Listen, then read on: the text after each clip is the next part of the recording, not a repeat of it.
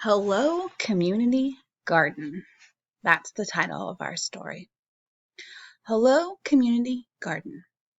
Between the city buildings, one plot of land was a problem.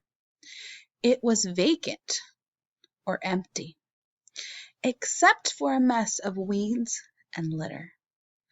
No one looked after it. That changed when some neighbors decided to turn the lot into a vegetable garden.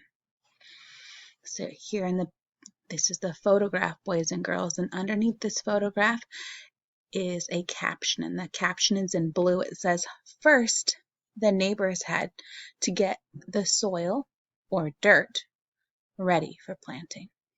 There she is with the wheelbarrow. She's going to get ready for planting. Back up here at the top. The neighbors worked together to get things done. They planted the vegetables, watered the plants, and weeded the garden. The plants grew big and healthy. Soon there were delicious carrots, tomatoes, and beans for everyone to share.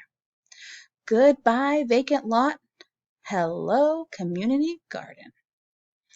And down here, boys and girls, are some photographs